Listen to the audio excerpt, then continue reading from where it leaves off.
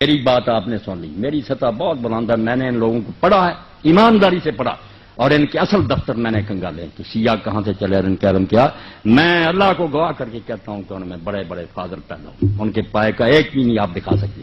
باقی صحابہ کو برا کہتے ہیں جو انہیں پتا چلا، کہنا ہی ہے نا، جنہیں پتا چلا کہ فاطمہ کو مارا حضرت عمر نے، ان کے بازو توڑا، ان کے بچہ پیٹ سے گرایا، وہ کیوں نہ برا کرتے.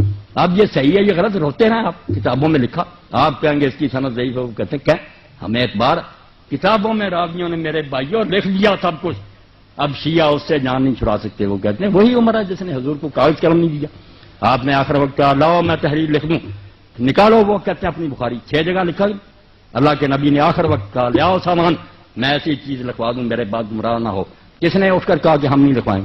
حضرت عمر نے کہا کہ قرآن کافی ہے، ہمیں نہیں حضور کی تحریر چاہیے.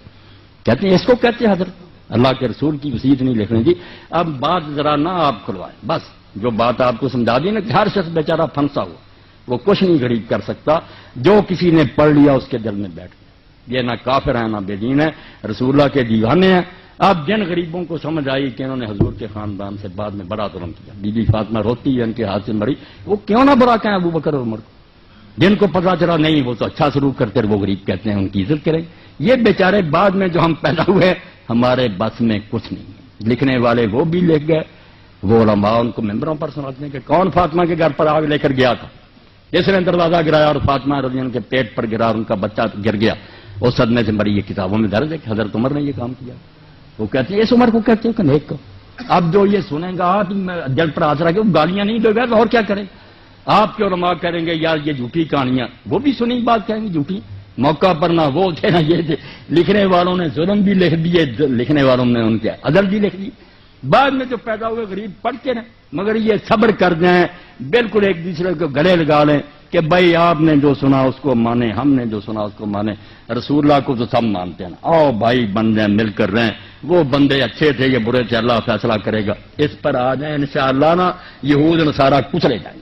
اور اگر آپ نے یہ بحثیں چھڑی رکھی کوئی عالم مناظرے سے انہیں ختم نہیں کر سکتا. آپ آج سن لیں، میرا یہ ریکارڈ پہنچا دے، دیوبندی ہو بریلوی شیعہ میدان میں آئے، مجھے لے جائیں انٹرنیٹ پر، یہ سارے گروہ بیٹھ لیں، میں اکیلا ہی ہوں گا، منوا دوں گا کہ سارے اپنی اپنی ذات پر سچی. یہ کتابیں نکال لو. اب جس شیعہ نے یہ سنا کہ عمر نے یہ ظلم کیا وہ کیسے نیک کہے گا؟ کرو 5 انصاف. اور جو کہتا ہے وہ اتنا نیک تھا وہ برا کیسے کہے گا؟ مگر کتابوں کا کون فیصلہ کرے کہ ان میں سے کون معتبر ہے؟ یعنی ہم کہیں گے ہماری معتبر ہے، وہ کہیں گے ہماری معتبر ہیں. سب کے حال تہجد گزار، ولی، روزے رکھنے والے بیچاروں نے جو سنا اس پر لگے ہوئے. خدا کے لیے اس بات کو سمجھنے کی کوشش کریں، جو سنا ہے لوگوں نے اس پر پھنسے ہوئے. کوئی بے دین نہیں مرنا چاہتا نہ کوئی برا. باقی جو پیٹ کی خاطر لڑا رہے ہیں نا ذاکر وغیرہ اور ادھر ہمارے ملا، یہ تو بیچارے ان کا دھندا ہے، ان کی بات نہیں. عالم اگر کھوائے وہ سامنے آئے، میں اس سے بات کروں گا. کیا نکالو اپنی کتابیں. یہ ہدایت سے بڑی کوئی کتاب آپ کی ہے؟ کیوں اس میں لکھا ہے کہ شیعوں کے ساتھ رشتہ داری جائز ہے؟ کیوں ان کے لکھا ہے کہ ان کے پیچھے نماز جائز؟ یہ شامی نکال لیں آپ. صاف لکھا کہ جو مفتی محمد شفیع رحمۃ اللہ علیہ دیوبندی، یہ تقی عثمانی کے والد سے امداد المفتی یہ نکال. اس میں جب لوگوں نے پوچھا کہ شیعوں سے رشتہ داری، انہوں نے کہا جو گالیاں بھی دیتے ہیں حضرت ابوبکر عمر کو، ان کو کوئی کافر نہیں کہہ سکتا. اور لکھا کہ جو خلاصہ الفقہاء میں لکھا کہ یہ کافر ہے، قول مخالف للاجماع. یہ خود مفتی محمد شفیع صاحب نے کہ بالکل ردی قول ہے، گالیاں دینے سے کوئی کافر نہیں ہوتا. ایک بےہودگی کہہ سکتے ہیں کافر کیسے ہوگا؟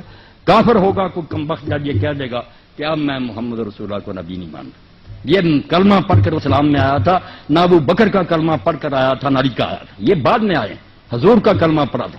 جس کمبخت نے اس میں شک ظاہر کر دیا نا کہ اب مجھے یقین نہیں رہا، میں نہیں آپ کو نبی مانتا، کافر ہوگا. صرف وہ حرامی ہوگا، باقی کافر نہیں ہوگا جتنا چاہے مناظرہ کرے.